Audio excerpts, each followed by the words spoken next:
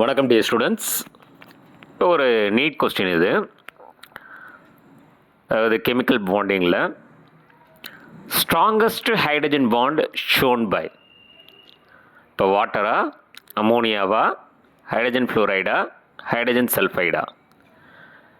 இந்த வாட்டரில் இருக்கக்கூடிய ஆக்சிஜன், இந்த அமோனியாவில் இருக்கக்கூடிய நைட்ரஜன், ஹைட்ரஜன் ஃப்ளூரைடில் இருக்கக்கூடிய ஃப்ளூரின், ஹைட்ரஜன் சல்ஃபைடில் இருக்கக்கூடிய சல்ஃபர், இந்த நாலுத்தையும் கம்பேர் பண்ணிங்கன்னா யாருக்கு எலக்ட்ரோநெகட்டிவ் அதிகமாக இருக்கோ அதான் ஸ்ட்ராங்கஸ்ட் ஹைட்ரஜன் பாண்டை க்ரியேட் பண்ணும்.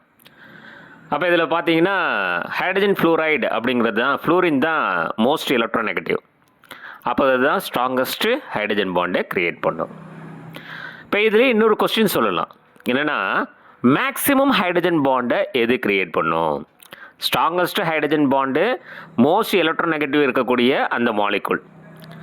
இதே இப்படி கேட்டாங்கன்னா மேக்ஸிமம் ஹைட்ரஜன் பாண்டிங்கை எது க்ரியேட் பண்ணும் அப்படின்னா வாட்டர் மாலிகுல்.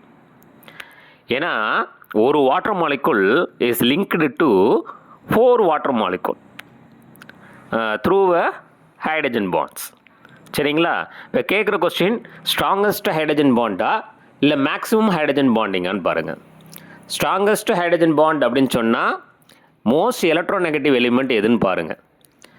மேக்ஸிமம் ஹைட்ரஜன் பாண்டிங்னு கேட்டால் ஸோ யார் அதிகப்படியான ஹைட்ரஜன் பாண்டை க்ரியேட் பண்ணும் அப்படிங்கிறத பாருங்கள். சரிங்களா?